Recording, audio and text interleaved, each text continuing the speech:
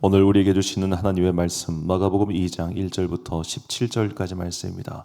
마가복음 2장 1절부터 17절까지 말씀. 저와 함께 한 절씩 교독하시겠습니다. 며칠이 지나서 예수께서 다시 가버나움으로 들어가셨다. 예수가 집에 계신다는 말이 퍼지니 많은 사람이 모여들어서 마침내 문 앞에조차도 들어설 자리가 없었다. 예수께서 그들에게 말씀을 전하셨다. 그때 한 중풍병 환자를 4사람이 데리고 왔다.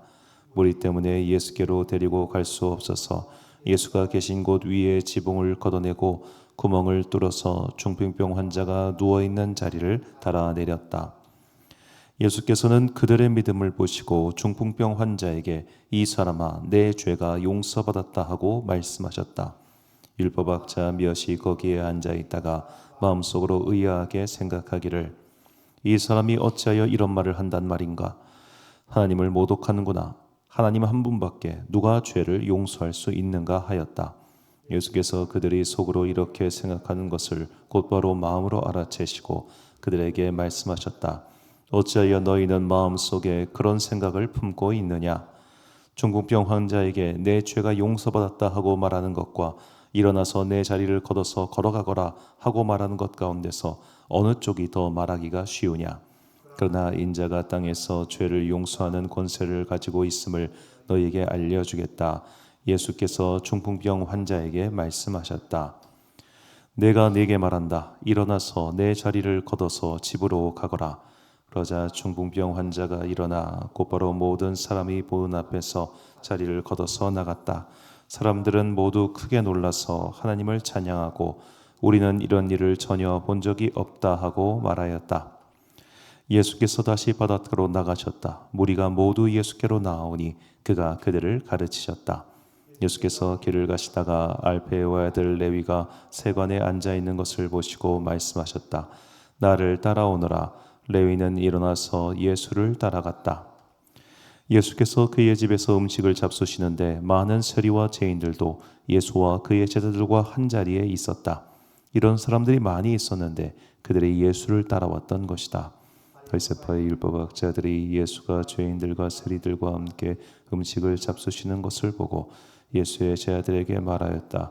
저 사람은 세리인들과 죄인들과 어울려서 음식을 먹습니까? 예수께서 그 말을 들으시고 그들에게 말씀하셨다. 건강한 사람에게는 의사가 필요하지 않으나 병든 사람에게는 필요하다. 나는 의인을 부르러 온 것이 아니라 죄인을 부르러 왔다. 아멘.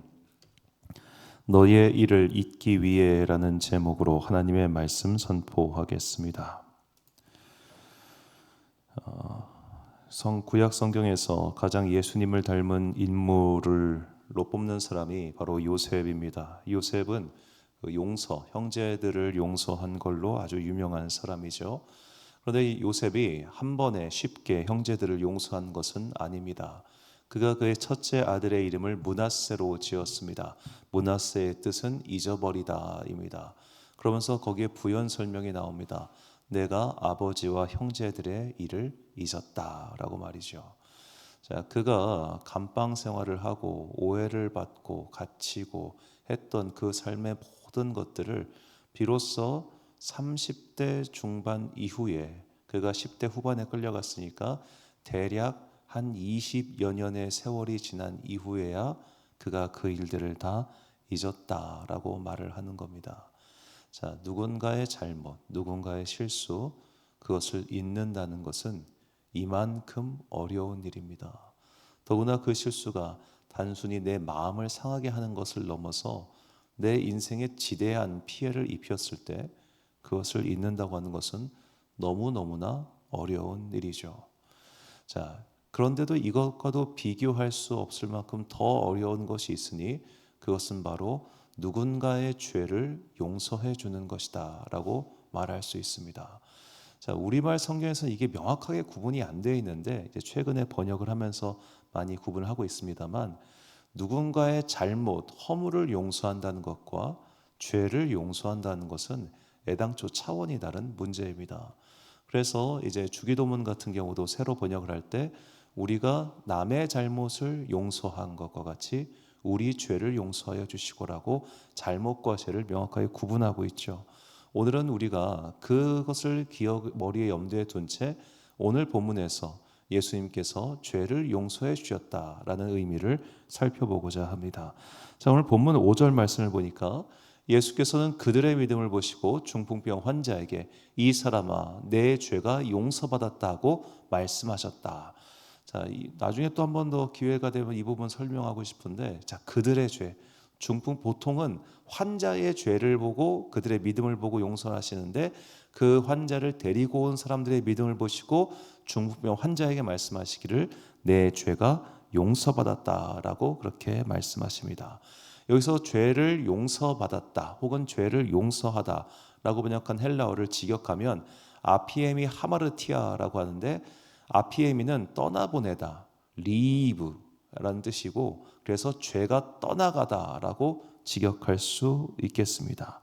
즉 예수님께서 그 사람의 죄를 그 사람에게서 떠나가게 만드셨다는 겁니다. 내가 나의 힘과 능력으로 내 죄를 떠나가게 만들 수가 없습니다. 그래서 이 표현은 모두 다 수동, 내가 받는 걸로 되어 있습니다. 내가 나의 힘으로 죄를 떠나보낼 수 없기 때문에 누군가가 그 죄를 떠나보내게 만들어야 되는데, 오늘 본문의 율법학자의 지적처럼 그것은 오직 하나님만 가능한 일이라는 거죠. 하나님만. 그런데 이것을 인자, 예수님께서 대신하고 있는 겁니다. 그래서 이제 율법학자들은 발끈하지만 예수님께서는 인자가 죄를 사하는 권능이 있음을 너희에게 보여주고자 하신다, 이렇게 말씀하시는 것이죠.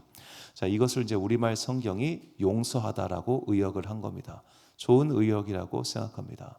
그런데 저는 이 헬라어에서 말하는 죄를 떠나보내다라는 개념보다 이 한자어의 개념이 조금 더 제 마음에 와 닿습니다. 자, 용서라고 번역하는 한자어의 뜻은 얼굴 용자에 생각할 서자를 씁니다. 잘못이나 죄를 꾸짖거나 벌하지 않고 덮어주는 것, 이것을 용서라고 부릅니다. 자, 용서는 저는 행위가 아니라 상태라고 그렇게 생각을 하는데, 그의 얼굴을 생각했을 때 내 안에 아무런 분노가 생기지 않는 상태, 그것이 용서가 된 상태라고 저는 그렇게 해석하고 있습니다. 자, 우리가 누군가를 용서하려고 애를 써본 사람들은 알 겁니다. 용서하려고 애를 쓰면 애를 쓸수록 용서가 안 됩니다. 왜냐하면 내 안에서 내가 과거에 겪었던 그 일을 되풀이해야 되잖아요. 기억 속에서 되짚어내야 되고 마음속에서 그걸 되풀이하다 보니까 용서라고 하는 게 잘 안 돼요. 막상 내가 능동적으로 그를 용서하려고 들면 차라리 그냥 기억의 한켠에 덮어두고 그냥 잊어버리고 살다가 먼 날에 어느 순간 길에서라도 우연히 그를 마주했을 때 내 마음에 아무런 요동함이 없게 만드는 것, 이것이 용서가 된 상태겠죠. 자, 그렇게 용서가 된 상태로 나를 가꾸려면 어떻게 해야겠습니까? 내가 더 큰 은혜, 더 큰 충만, 더 큰 사랑으로 재무장되어 있어야 과거의 그런 것들이 나를 더 이상 괴롭히지 않겠죠. 말처럼 쉬운 것은 결코 아닙니다. 예를 들어 누군가에게 얻어맞은 경험이 있는 사람들은 알 겁니다. 이게 누군가에게 폭력을 당하면요, 이게 정말 오랫동안 기억 속에 남습니다. 저도 누군가에게 맞았던 그 순간들이 다 기억이 납니다. 30년이 지났는데도. 그럼 만약에 이제 그 세월이 지나서 그 사람을 우연히 마주했을 때 제 마음이 어떻겠습니까? 결코 편치 않겠죠. 자, 그래서 이 구약 성경에 보면은 죄와 관련돼서 이런 표현이 많이 등장합니다. 이사야 43장 25절을 보니까 나 곧 나는 나를 위하여 내 허물을 도말하는 자니 내 죄를 기억하지 아니하리라. 아멘. 죄를 기억하지 아니한다. 하나님께서는 우리의 죄를 기억하지 않으신다는 겁니다. 우리의 잘못, 우리의 허물을 기억하지 아니하신다. 예수님께서는 바로 기억하지 아니하시는 이 죄사함의 은혜를 전하기 위해 이 땅에 오신 겁니다. 그래서 그분을 믿고 그분을 따르는 자에게는 다시는 정죄함이 없다라고 성경이 말하고 있는 것이죠. 히브리서 10장 17절과 18절 말씀 보니까 또 그들의 죄와 그들의 불법을 내가 다시 기억하지 아니하리라 하셨으니 이것들을 사하셨은즉 다시 죄를 위하여 제사 드릴 것이 없느니라. 아멘. 인자 곧 예수님께서 희생의 제물이 되심으로 말미암아 우리의 모든 죄는 사함을 받았습니다. 그러나 이것은 죄, 즉 우리의 근본적인 어떤 영혼의 문제라고 할 수 있다면 그 뒤로 우리가 반복해서 저지르는 허물, 잘못은 조금 다른 이야기라는 겁니다. 죄는 해결을 받았습니다. 그런데 자꾸만 우리는 살면서 온갖 허물들을 반복하지요. 그것은 마치 우리가 예수 그리스도의 보혈로 깨끗이 판 새 옷을 지급받았습니다. 그리고 그 옷을 입고 있습니다. 그런데 음식 먹다가 튀고 청소하다가 튀고 온갖 것들이 튀는 겁니다. 그래서 그것을 깨끗이 빨아야 되는 거예요. 나중에 이것을 빨지 않고 가만히 놔두면 처음 지급받은 흰 옷이었는데 나중에는 시커멓고 더럽게 오염돼 가지고 저게 뭐야 저게 라는 소리를 들을 수밖에 없다는 겁니다. 우리 모두는 각자의 자리에서 하나님께 부름받아 이곳에 와서 하나님께 감사와 은혜를 고백하고 있는 그리스도인들입니다. 우리의 근본적인 죄는 용서를 받았습니다. 그러나 사는 동안 우리가 저지른 허물과 실수, 그런 것들이 이미 지급받은 그 보혈의 옷들을 더럽히고 있는 겁니다. 그래서 그 더럽혀진 것들을 다시 하나님의 은혜로 세탁을 해야 한다는 겁니다. 자, 그러면 이것을 어떻게 세탁할 수 있을까요? 누가복음 11장 4절 말씀입니다. 우리가 우리에게 죄 지은 모든 사람을 용서하오니. 자, 여기서 죄 지었다라고 번역한 헬라어가 오페일로라는 건데 하마르티아와는 다릅니다. 이것은 빚진 것을 떠나보내다, 의무에서 해방시키다입니다. 자, 빚진 것을 떠나보냈다. 누군가 나에게 빚을 졌습니다. 누군가 나에게 마음의 상처를 줬습니다. 누군가 내 마음을 깊이 상하게 만들었습니다. 그런 것들을 이제 내가 하나 둘씩 내 안에서 떠나보내는 것, 이것이 죄 지은 모든 사람을 용서하는 것입니다. 우리가 이렇게 누군가의 허물과 잘못을 기억하지 않고 용서할 때 하나님께서도 더욱더 우리의 죄를 용서해 주시는 은혜의 샘물을 보내주신다는 겁니다. 이게 참 어렵죠. 특히 이제 교회 안에서 이런 경우 훨씬 더 많이 일어납니다. 왜냐하면 우리가 교회에 올 때 마음의 긴장을 하고 오지 않기 때문입니다. 교회 와가지고 내가 여기서 실수하면 나에게 손해가 있지, 내가 여기서 말 잘못하면 큰일 나지, 이런 긴장감을 가지고 교회 오는 사람은 목사 빼고 없어요. 왜냐? 여기는 성도들이 마음을 내려놓고 어떻게 보면 마음을 열고 들어오는 곳이지 않습니까?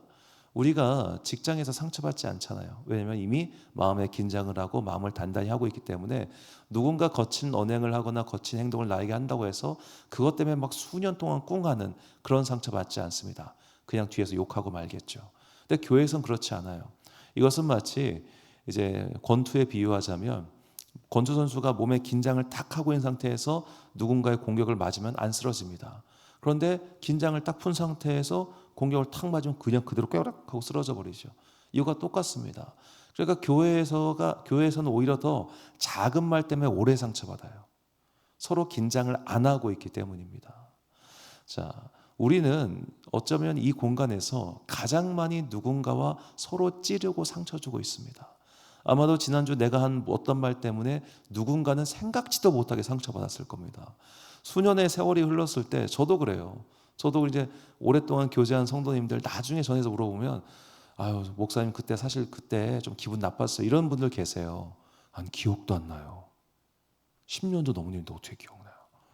그냥 스쳐가듯 한 말, 혹은 그때 저도 알지 못한 저의 표정, 그런 것들 때문에 마음에 깊은 뭔가 생기는 분들이 있더라는 거죠. 그래서 내가 그럴 수 있기 때문에 사실은 내가 교회에 있든 어디에 있든 간에 긴장을 해야 됩니다. 누군가에게 상처 주지 않기 위해서. 또 반대로 이건 좀 안타까운 일일 수 있습니다만 또 내가 상처받지 않기 위해서 긴장하고 있어야 되는 것도 사실입니다. 자, 우리가 편한 사람들과 있다 보면 이게 하나씩 풀어지잖아요. 그렇죠? 그런데 그러다 보니까 편한 사람들끼리 더 깊은 상처 줍니다. 그래서 가족 간에도 원수가 되는 거죠. 우리가 이렇게 서로 간의 잘못과 허물이 켜켜이 쌓이면 더 이상 관계를 돌이킬 수 없듯이 그것을 풀지 않는 한 오늘 내 삶 가운데서 계속해서 반복되는 죄와 잘못들, 이런 것들을 고쳐야 합니다. 그리고 남이 나에게 한 것들도 내가 묻고 기억하지 아니할 수 있도록 노력해야 됩니다. 이것은 오직 내가 기억하지 아니하려고 해서 되는 것이 아니라 더 큰 은혜를 사모할 때 가능합니다. 그러므로 우리의 기도의 방향을 조금 바꿔봐야 됩니다.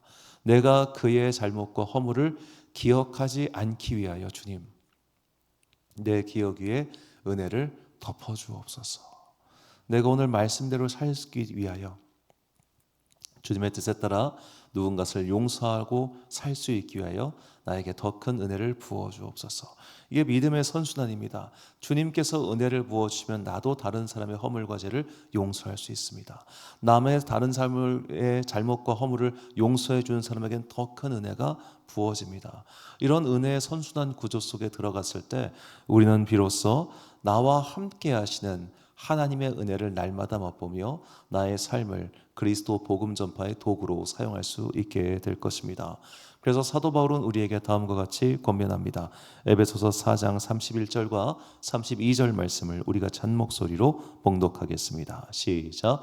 너희는 모든 악독과 노함과 분냄과 떠드는 것과 비방하는 것을 모든 악의와 함께 버리고 서로 친절하게 하며 불쌍히 여기며 서로 용서하기를 하나님이 그리스도 안에서 너희를 용서하심과 같이 하라. 아멘. 사랑하는 지혜빛 광성교회 성도 여러분, 그리고 이 새벽 함께 깨우고 계신 귀한 주님의 자녀 여러분, 안타깝지만 우리는 세상을 살면서 누군가에게 상처 줄 때도 많고 또 상처 받을 때도 많습니다. 이것은 우리가 살아있는 한 완전히 끊어내지 못할 어떤 허물과 같은 것입니다. 그렇다고 하여 내가 받는 것이 용인되는 것도 아니고 내가 주는 것이 용납되는 것도 아닙니다. 우리 함께 내 삶에서 누군가에게 주는 상처와 허물을 도말할 때까지 주님 나를 연단시켜 달라고 기도합시다. 나의 행동과 나의 말이 누군가를 찌르는 비수가 될 수 있기 때문입니다. 동시에 오늘 나에게 찔려 들어오는 그 날카로운 칼날들에서 주님 제 마음을 지켜달라고 기도하십시오. 그렇게 주님께서 은혜로 내 마음과 영혼을 보호하사 세상의 칼로부터 지켜주실 때 내 마음은 비로소 요동하지 않게 될 것이고, 요동하지 않은 마음을 지닌 자만이 과거의 모든 상처를 잊어버리고 떠나보내고 새로운 걸음을 출발할 수 있게 될 것입니다. 더 큰 은혜로 과거의 상처를 덮고 더 큰 사랑으로 오늘 나에게 들어오는 그 거친 손가락들을 오히려 포용할 수 있는 거룩한 그리스도인의 사람들이 되시기를 예수님의 이름으로 축원합니다. 기도하겠습니다. 사랑과 은혜가 충만하신 아버지 하나님, 참으로 감사합니다. 주님께서 우리의 죄와 허물을 용서하여 주셨습니다. 그래 우리에게 새로운 삶을 허락하여 주셨습니다. 우리가 그리스도 예수의 구원의 은혜를 입어 하나님의 자녀가 되었으니 이제 하나님의 자녀답게 과거에 나에게 일어났던 여러 가지 것들을, 수많은 상처들을 덮고 기억하지 아니할 수 있도록 주님 나에게 더 큰 은혜를 부어 주옵소서. 내가 과거의 그것을 기억하지 아니하게 되었을 때 더욱더 큰 하나님의 은혜가 임하게 될 것이며, 그 은혜로 인하여 우리는 더 많은 허물을 용서할 수 있는 주님의 큰 그릇이 될 것을 믿습니다. 나를 용서의 도구, 사랑의 도구로 사용하여 주사 나를 통하여 그리스도의 복음이 온 만방에 퍼지게 하여 주옵소서. 날씨가 오락가락하는 요즘입니다. 주님께서 연로한 성도님들 기억하여 주시옵시고 그들의 육신을 강하게 하사 더욱 주님의 사랑으로 그들의 삶을 인도하여 주옵소서. 우리가 살아서 주의 날을 보겠다라고 고백했던 한 의인의 기도처럼 우리 각자의 삶의 자리에서 우리가 그토록 간구했던 많은 것들을 우리의 생애 가운데 얻고 볼 수 있도록 주님 우리에게 큰 은혜 베풀어 주옵소서. 한 주일의 중간 수요일 함께 모여서 예배하고 기도하는 모든 성도들 가운데 은혜 베풀어 주시고, 오늘 하루도 각자의 삶의 자리에서 열심히 살아가는 모든 주의 자녀들 가운데 하나님의 크신 은혜가 함께 하시기를 간절히 소망하오며, 이 모든 말씀 우리 구주 예수 그리스도의 이름으로 기도드립니다. 아멘. 오늘의 기도 제목입니다. 내 마음에서 떠나보내야 하는 것들이 무엇인지 생각해 보시고 다른 이의 잘못을 기억하지 아니할 수 있도록 내 죄를 기억하지 않으시는 주님의 은혜를 더욱 내려달라고 기도하십시오. 오늘 주신 기도의 제목 가지고 기도와 묵상에 힘쓰는 하루 되시길 바랍니다. 기도하겠습니다.